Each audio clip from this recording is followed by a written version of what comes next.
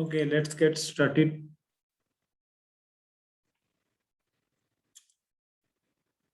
Assalamu alaikum, everyone. My research seminar is about learning socioeconomic indicators in remote sensing data. So this can be done using two ways, spatial and spatiotemporal analysis. Spatial characterization applies when we are analyzing single image, and spatiotemporal analysis means we have a series of images taken at different time. So you can get the idea from this bigger picture. We are given a raw satellite imagery. We pass it to a machine learning network and learn some socioeconomic indicators. For example, house count, population density, land use, land cover, classification, etc.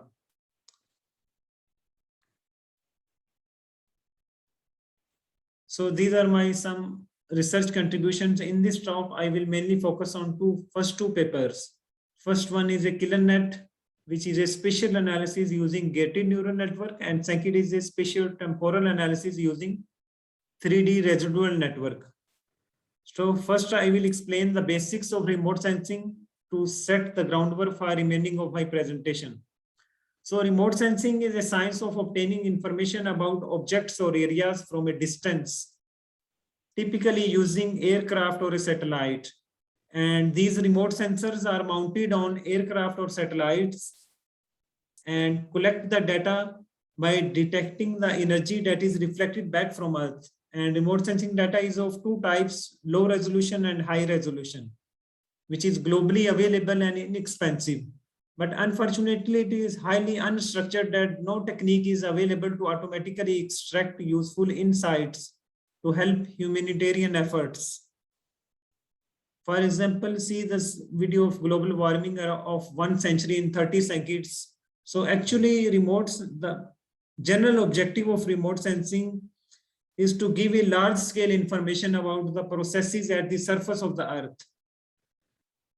As you can see, this global warming around the globe. So according to this NASA report, the 2020 year is the warmest year on record. So our approach is applicable in all these domains. For example, if you want to find the deforestation trend or rate in Amazon countries, we can do the spatiotemporal analysis. Similarly, we can monitor glaciers melting, construction, destruction, cultivation, flooding, using spatial data of past and present, which is one of the basic requirements in planning and geographical studies. And we can also find the progress on urbanization around a metro bus project or a railway line using spatial analysis. And similarly, we can monitor the traffic flow in Jammu Kashmir or nowadays in Afghanistan. We can verify the news about traffic flow in Afghanistan using spatial and spatiotemporal analysis and falsifies the fake news. So let's start with the spatial analysis. In this paper, we select a region of interest from the South Asia and pass it to a gated neural network for the classification and localization of brick kilns. And then we use some census data and calculate the population at each kiln. And then we will share this data with International Labour Organization and National Institute of Health to monitor the labor rights. So our main motivation for this project is UN Sustainable Development Goal number 8.7. According to this goal, we have around 40.3 million people across the globe are trapped in forced labor, and more than half, around 24.3 million, are in whole South Asia, which are trapped in modern slavery. So the main bottleneck is absence of spatially explicit data and expensive to conduct field surveys. Our goal is to efficiently provide a solution to locate and monitor labor rights at kilns. So to cater the challenge of bottleneck, we proposed two data sets. First is for the spatial analysis and the second is on spatiotemporal analysis. So our spatial data set consists of 11 classes having more than 11,000 images which are taken from satellite digital globe, and these are all RGB images. So this our data set is publicly available on our CVLab website. And the second is for the spatio-temporal analysis, as you can see on the right side. So we are analyzing 4 classes: construction, destruction, cultivation, and decultivation. And we took this data set for the year 2011, 2013, and 17. And we see if a barren land is converted into a house, we say it's a construction, and the reverse is destruction. And similarly, if a barren land is converted into a farm or forest, we say it's a cultivation, and the reverse is decultivation. So the challenges we faced during this analysis is the inherent complexities in satellite imagery. As you can see in the first column, we have sensor variation across different countries. And in the second column, we have shape variation across different regions. And in the third, we have environment variations across different states. Environment mean, for example, we have a different luminosity across different regions. And in the fourth column, we have dynamic surroundings across brick kilns. As you can see in the first image, we have a brick kiln is confused with a barren land. In a second image, brick kiln is surrounded by a housing society. And in the third, brick kiln is surrounded by forest or a grass. So first I will discuss the existing strategies and there are some limitations, and then we'll explain our proposed strategy. So the first one is Punjab Brick Kiln Census, which is done by the Urban Unit Pakistan. So they do the field surveys to localize the brick kilns and find the population at each brick kiln. And similarly, the Slavery from Space paper, the Boyd et al. Proposed a strategy according to which they divided the whole brick kiln belt into 320 grid cells. Each grid cell is 100 kilometer by 100 kilometer. And they randomly choose 30 grid cells to manually annotate the brick kilns. So their main limitation is field surveys and manual localization. Using satellite imagery are both tedious and lack scalability. So this second approach, Foodie et al.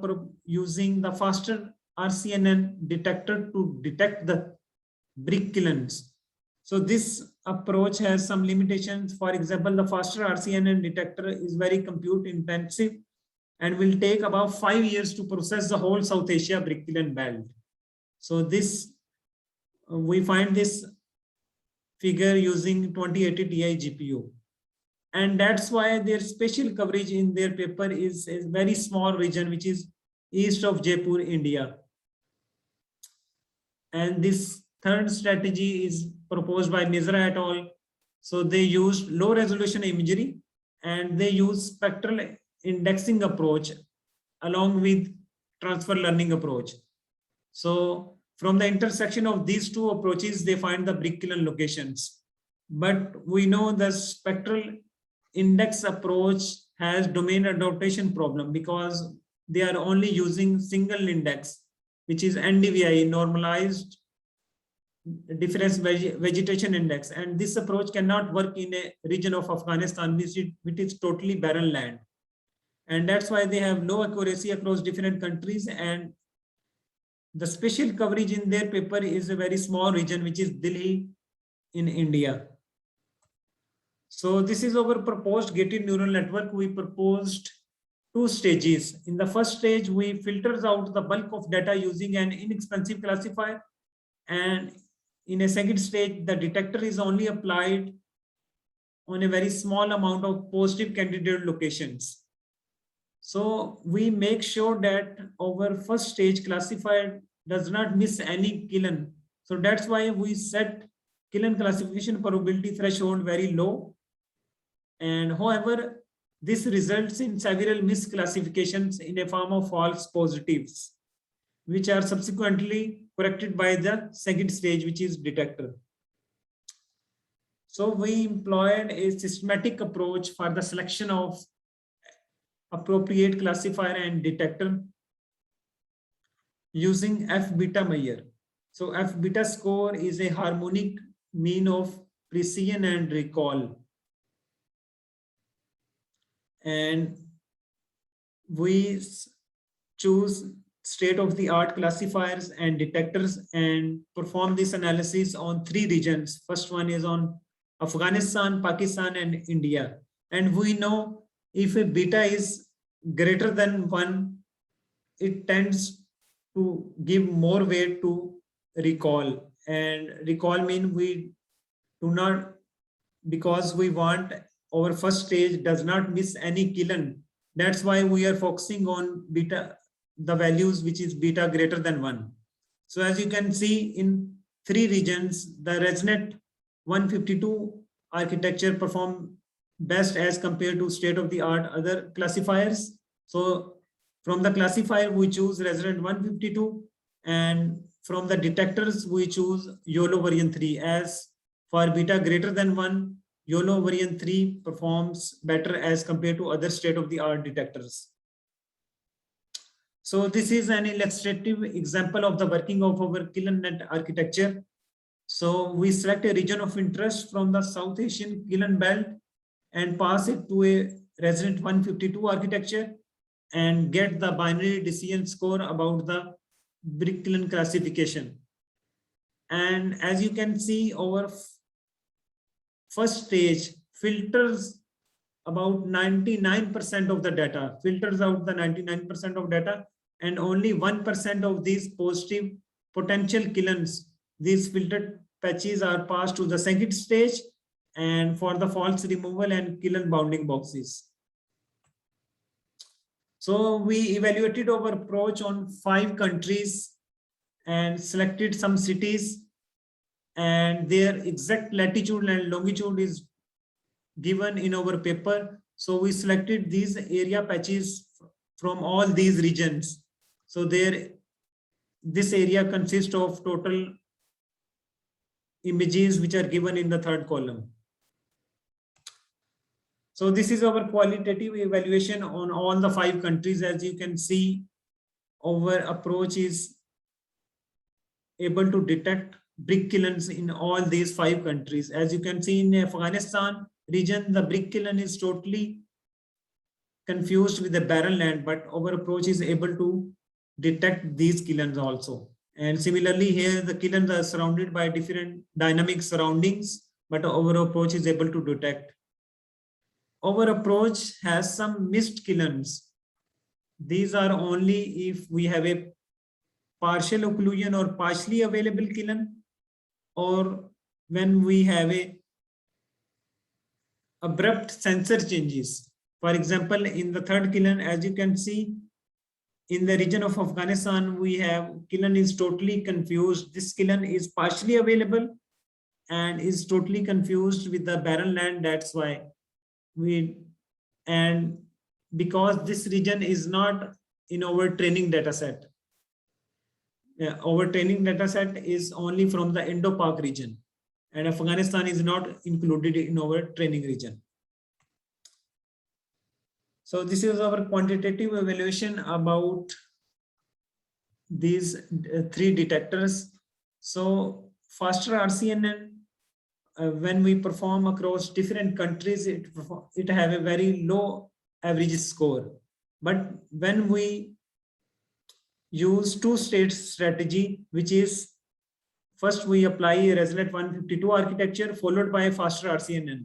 So it has very high accuracy as compared to its first stage strategy. So it has compute, it is very compute intensive faster RCNN. It take 1840 days to process the whole brick kiln belt of South Asia. But if we apply this approach with the 2-stage strategy, which is ResNet 152 followed by a 2-stage faster RCNN, it only take 98 days. And as I discussed that using the F beta score, we selected the YOLO version 3 detector, which has high F1 score, which is 0.91 as compared to other state-of-the-art detectors. And it also took 93 days to process the whole brick kiln belt of South Asia. So this is our spatial analysis. Now look at the spatio-temporal analysis. So in spatial analysis, we can detect the houses because we are only analyzing a single image. In spatio-temporal analysis, we find out if a barren land is converted into a house, we say it's a construction. And similarly, if a barren land is converted into a farm or forest, we say it's a cultivation. We are only focusing on these two classes, and their reverse classes, destruction and decultivation, because these are the oldest professions since the dawn of civilization. So first I will discuss the existing strategies, and then we'll come to our spatio-temporal approach. So this Jean Neal et al. Using daytime and nighttime satellite imagery, because we know the nighttime lights are a proxy indicator for economic wealth. And we can see the nighttime maps of the world show that the developing countries are sparsely illuminated. So they does not exploit the spatio-temporal relationship between daytime and nighttime imagery. And similarly, this approach also does not exploit spatio-temporal analysis. So they find out the destruction buildings identified before and after disaster, and from the difference of these two, they find out the destroyed buildings, and their approach is very close to the ground truth. But in this approach, they does not exploit the spatio-temporal analysis. So we use the 3D convolution for spatio-temporal analysis. This 3D convolution approach was first proposed for the vehicle flow prediction. So as you can see over, we apply 3D convolution on 3D volume with spatial and temporal dependencies, and it produces the generated map which preserve the dependency between temporal dependency between these spatial features. So as you can see in the right figure, we learn the spatio-temporal feature volumes from low level to high level using by stacking the convolution layer. And at the final end, we convert our 3D features we flatten our 3D features into a vector and then apply a activation function to predict the transition class. So our proposed model is ResNet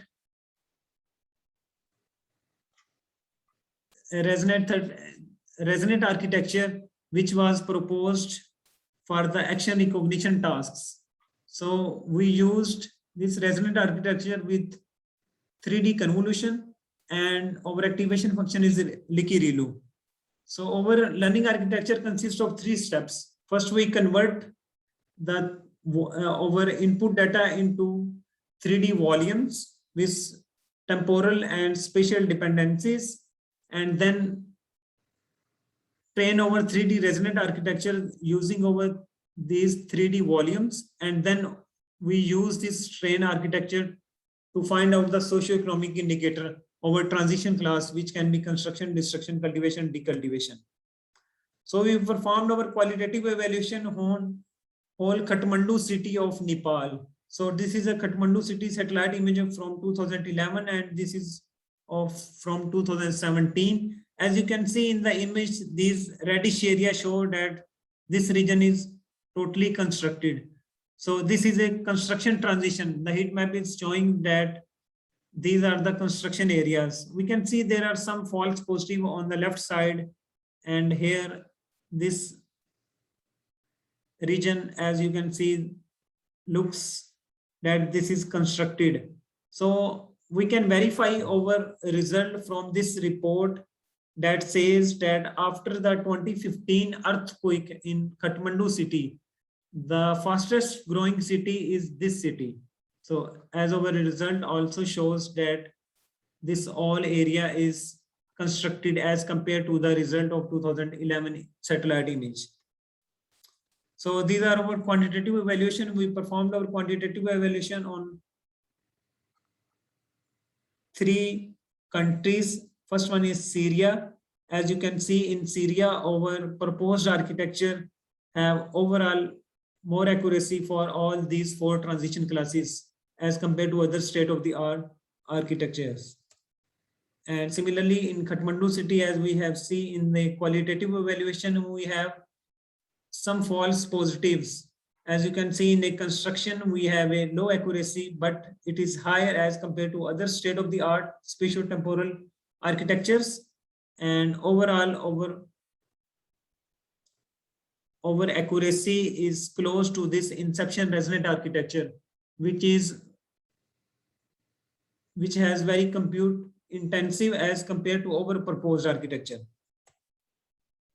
And similarly, we perform this analysis on Lahore city in Pakistan, and overall, we have better accuracy as compared to other state-of-the-art architectures. So thank you very much for your attention. Any questions?